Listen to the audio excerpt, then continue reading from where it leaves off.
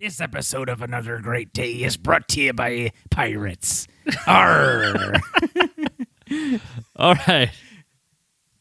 This episode of Another Great Day is brought to you by Forever stamps. What if they were forever? After you licked the stamp and pasted it, it would never come off, like titanium strength. Forever! It's Monday, March 18th, 2024. I wrote that because I was imagining like pasting stamps on the outside of like a spaceship Like or something. Permanent. Like forever permanent, like super strong permanent. Like a tattoo. Like incredible. Anyway. I love that. Well, happy Monday, listening audience. I'm Aaron, and this is my forever co-host, Chris. He's forever. Like diamonds? Yeah, he's like a diamond. He's not only a girl's best friend, but he's also forever. Oh, man. Well, De we'd like Beers. to welcome you back to Another Great Day, the podcast designed to encourage interaction, creativity, and conversation. We're so glad you're here with us on this beautiful, sunny, dreary, windy, cold, or otherwise delightful Monday. Where we're at, it'll be a whatever little day bit it cool. is. But Chris, who knows where you're at? Who knows? You could be over there or down there. In fact, well, or out actually, yonder. when we say who, we mean you.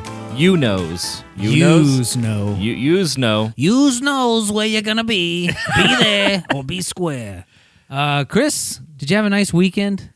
I had a fantastic, generic question for you. fantastic weekend. Good, me too. And I have a math problem challenge for you. Math problem challenge. Challenge. Yes.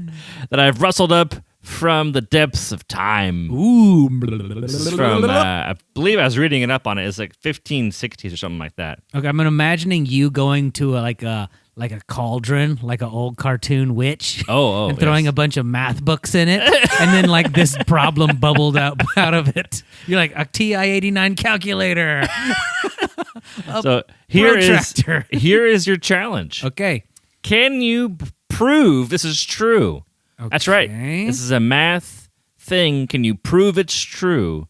What better way to start your Monday That's than right. with math? That's right. That's right. This is great. Some of the Shannon, people listening will don't love it. judge me. I'm sorry. Some people will love it. I'm going to fail. Here it is. Is it true? Every even natural number. That is a funny sentence. Even natural number. Yeah. So every even, that means divisible by 2. Every even natural number greater than the number 2 is the sum of 2 prime numbers. That means you add 2 prime numbers together to make every even number to infinity. So 5 plus 5, because 5 is a prime number, so 5 plus 5 equals 10. Those are 2 prime numbers That that would equal be 10. true. So every even number, so even numbers would be 2, 4, 6, 8, 10, 12. Uh-huh. Okay, and 7 plus 7, which 7 is a prime number, and that's 14. That's an even number. I was thinking about 16. It gets harder because you're like, wait, what prime number equals 16? 11 and 5. What?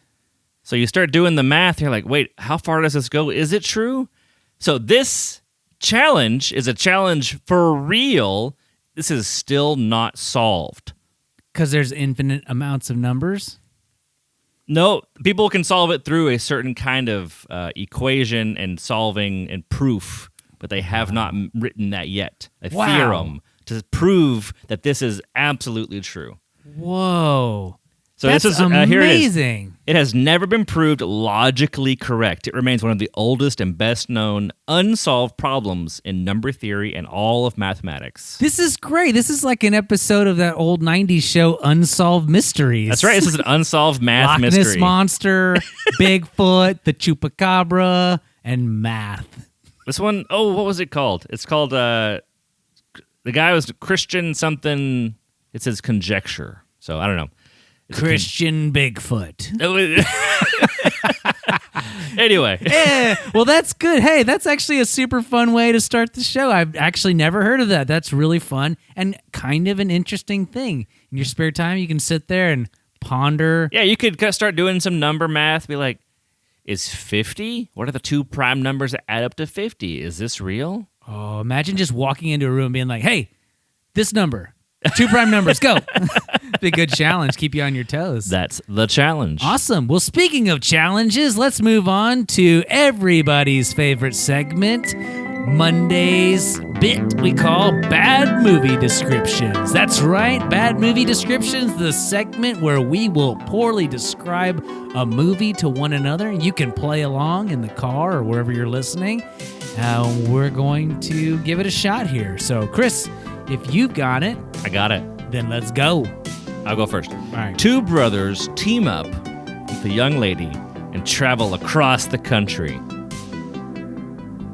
That's the first bit. 2 brothers. They are not aided by the help of a villain with a special mechanical glove. A mechanical glove. Oh, no. More plastic than mechanical. The younger brother is on this journey to a competition where he is called the Wizard. Oh, I was going to guess, is this the Wizard? The With Wizard. Brett Savage? Nice. The only glove I could think of was the Nintendo Power Glove. That's the only glove that exists. That's amazing. I've actually never seen that movie before. Oh, it's a fun one. But I know my that- memory of it's fun. I don't know if it actually is. Now, correct me if I'm wrong, that movie was also the first time anyone had ever seen Super Mario Brothers 3. It was a hour and a half commercial for That's what Super Mario Brothers 3. I heard someone say that once. That's awesome. The Wizard. All right. Nice video game movie. Okay, here you go, Chris. Are you ready? I'm ready. A nice lady meets some blue-collar workers. Mary Poppins. No. Sorry. But maybe. And they help her. Okay, they help her. They give her a place to stay. Pause. She has Wait. an aversion. This is a nice lady. This could be a princess. And it could be people who, like, seven working I'd people? say less than 8, more than 6. Okay, keep going. She has an aversion to fruit. Oh, no, she has an allergic reaction that makes her fall asleep. Real bad. Sleep fruit. The old sleep fruit, also known as melatonin. This movie in question is Snow White and the Seven Dwarfs. Ding, ding, ding, ding. Wow. $5 bucks to you, sir. We've done it again. Indeed, indeed. Well, that'll do it for today's bad movie descriptions. Sorry, I got distracted in my mind because I said, that'll do. Like I was saying, that'll do, pig from Babe. That'll do. That'll do, pig. And that'll do it. All right, this will bring us to this day in history. Chris, what you got for us on this glorious day in history? All right, during the American Revolution this is 1766, the British Parliament repeals the Stamp Act. Nice, 10 years before independence. That's right, 10 years. Yep. In 1765, the Stamp Act was put on the American colonies like this is the description I got here. Like a surprise tax party that we had to pay for. Bummer. Yeah, that's right. It slapped taxes on a fee you had to pay for everything from newspapers to playing cards. An extra fee on newspapers, playing cards. Colonists weren't having it. They boycotted, protested, and even formed groups like the Sons of Liberty to fight back. So if I came to you kids and I said, hey, here's a pack of playing cards, it cost 50 cents. The Stamp Act made it maybe cost 55 cents or 60 cents. Just extra money. 10 cents would go back to Britain. All the way across the ocean to somebody else that we didn't deal with. And that did not make people happy because would you rather pay more for a thing or less for a thing?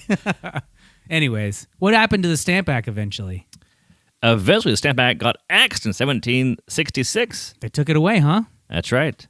But it was not gone before it stirred up a lot of trouble, leading to the American Revolution. That's absolutely right. I'm reading a book called 7 Men and the Secret of Their Greatness or something like that by Eric Metaxas. And the first person in the book is George Washington. And it talks about this very thing as being one of the first, if you think about lighting a long fuse to a firework, this was one of the first things that really lit the fuse along with the Boston, like the Tea Act as well, where people were going, you know what?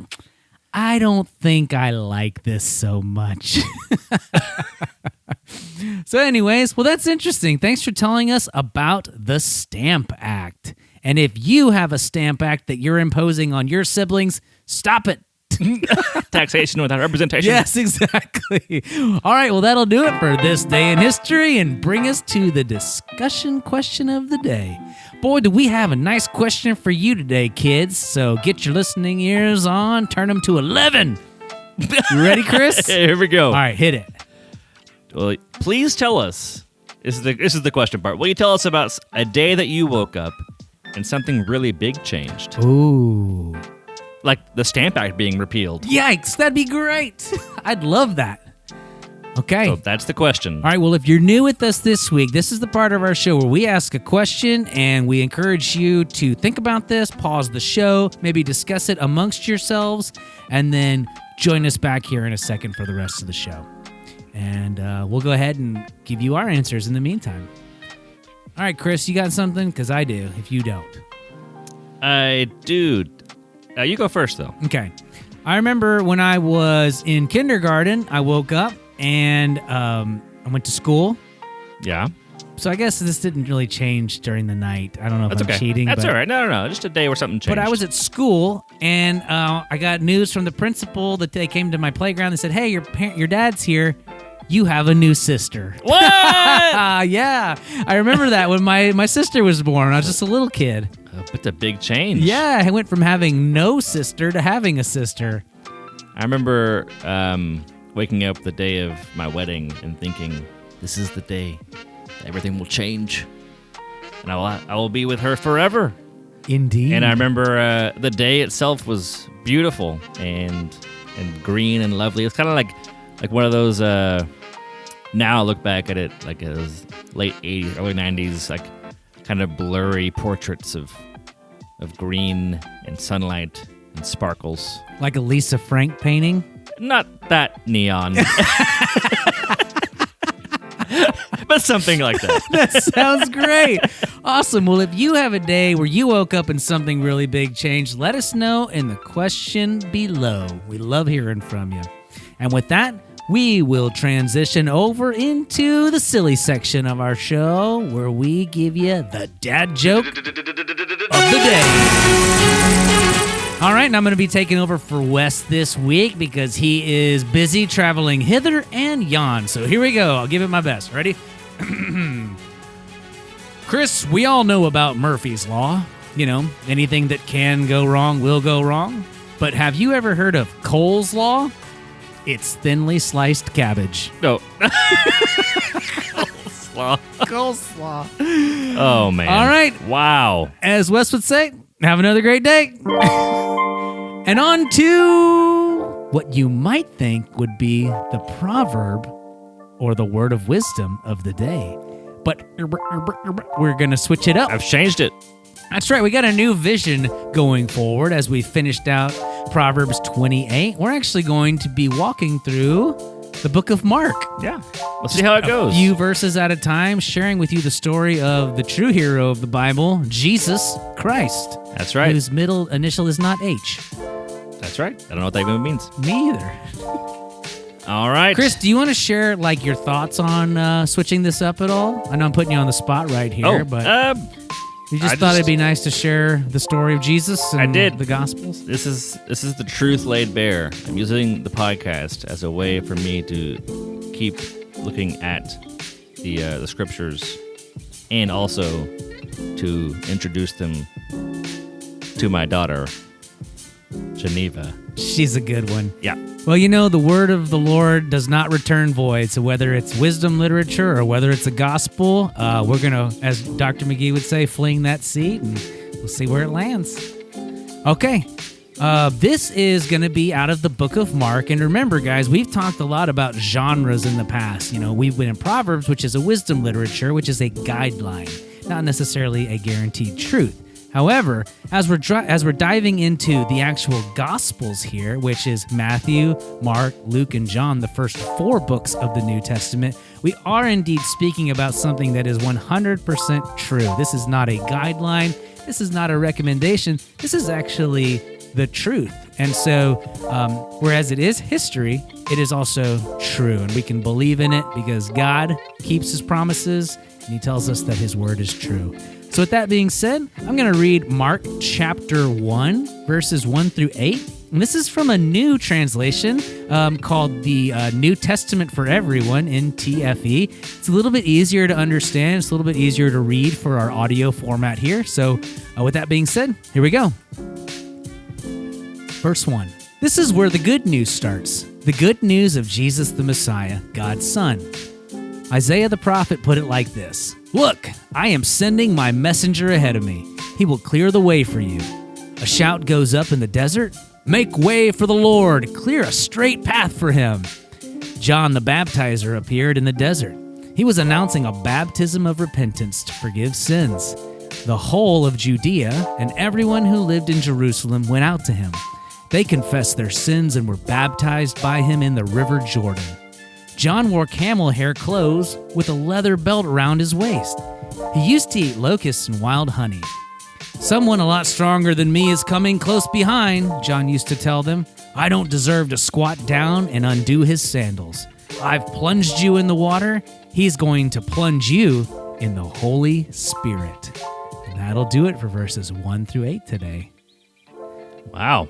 I know. Can't wait to hear what happens next. The commentary next to this said something like, imagine someone walks in and says, wake up! Today is the day everything changes, and splashes water on your face. What? Just like the thing you asked about. This is amazing. That's what the commentary was like.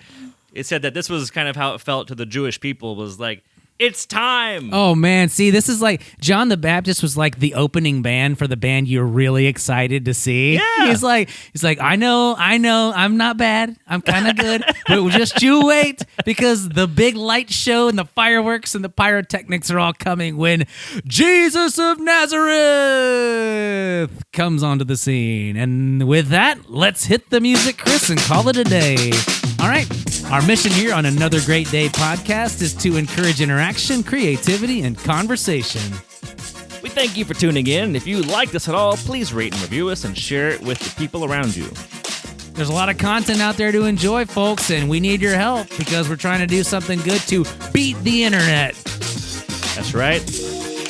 More than beating the internet, more than sharing it, more than anything, we hope that you make it another great day! We'll see you tomorrow. Nailed it.